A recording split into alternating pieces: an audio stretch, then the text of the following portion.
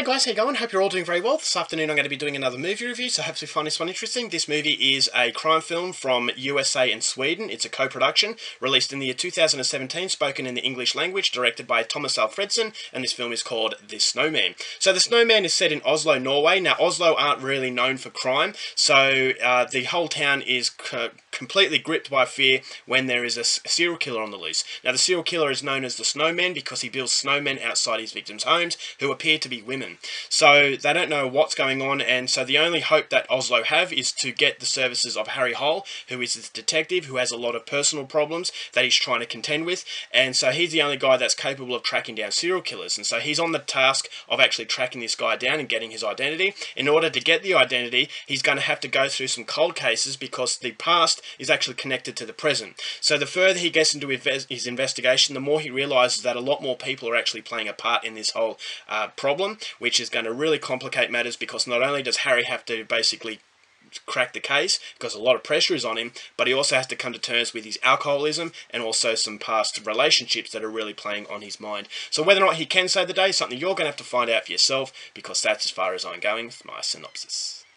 Now my thoughts on The Snowman. I was very, very excited to see this film because I'm a massive fan of the book written by Jo Nesbø. Now Jo Nesbø has a knack for creating really solid stories mixed in with some fascinating characters, and I think Harry Hole, who the whole series is about, there's a series of books called the Harry Hole series. Now Harry Hole is a detective who is a very checkered man.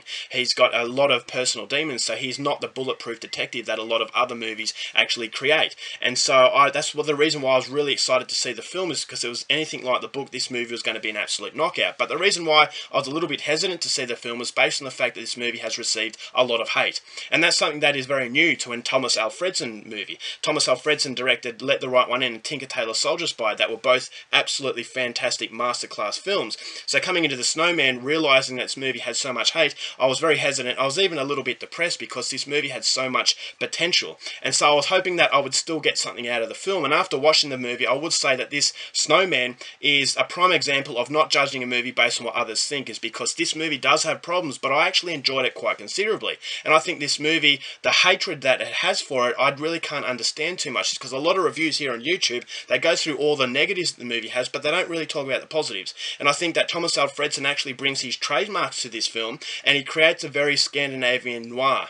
And so Scandinavian noir is not really holding a hand, and I think that there are some moments in this film that will be very confusing if you're not really paying attention. And so maybe reading the book will actually help, is because there are a lot of aspects of this film that feel as though it was a little bit rushed, and I think that is down to the fact that you can't really take everything from the book, and that is a glaring negative that I'll go into a little bit later. But what I like about Thomas Alfredson is that he creates that Scandinavian noir. He creates a character in the atmosphere. He creates a character in the scenery. The scenery of here, you got the first day of snow. The snow is beautiful, but at the same time it's very unforgiving. The elements in winter in Scandinavia are harsh, and I think the harsh elements, the director managed to create a character of its own, because not only are you marveling at the beauty of the film, but the beauty of the movie also has a dark, sinister quality to it, and that dark, sinister quality is emulating the psychology of the characters involved. All these characters have very troubled pasts, and so each and every one of these characters doesn't feel like it's a caricature. It doesn't feel like it's a stereotypical good guy versus a stereotypical bad guy. It feels like a whole web of complications that are basically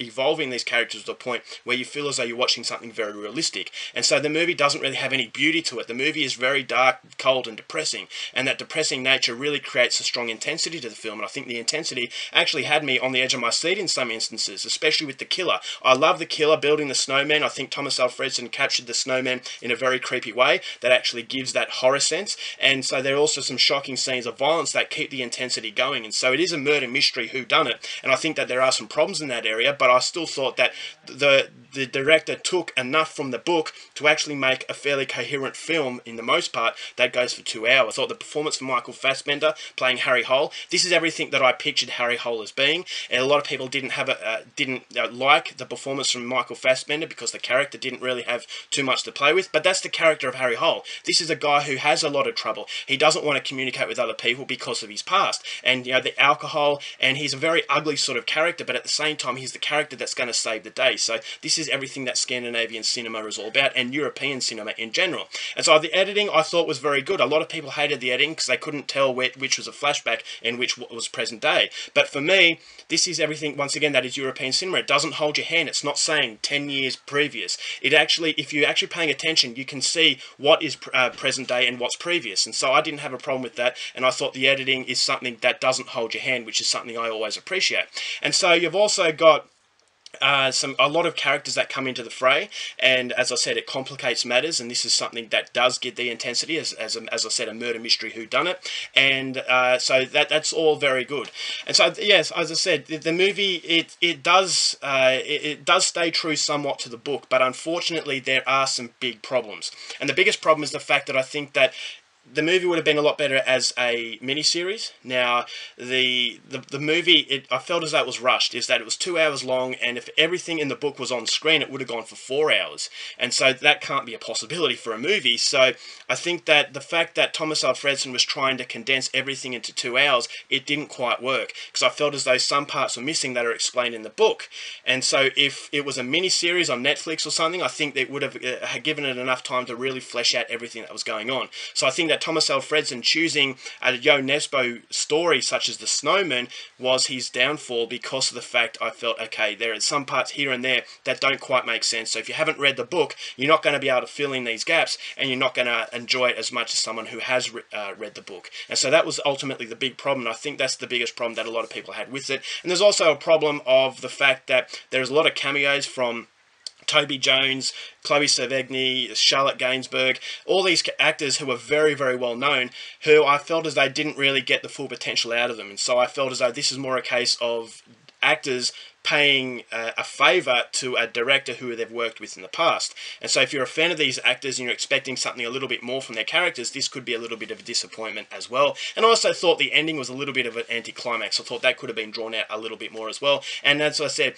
the ending really sums up what the film is. It felt like a rushed experience, and as I said, he probably chose the wrong sort of story to make a feature film. So they were the criticisms, but as I said, there is a lot to like about this film. I really enjoyed it, and as an overall film, yes, it's not perfect, but then again, it's nowhere near as bad as a lot of people make it out to be. So go out there and judge it for yourself, and as a result of that, I'm going to give The Snowman 3 stars.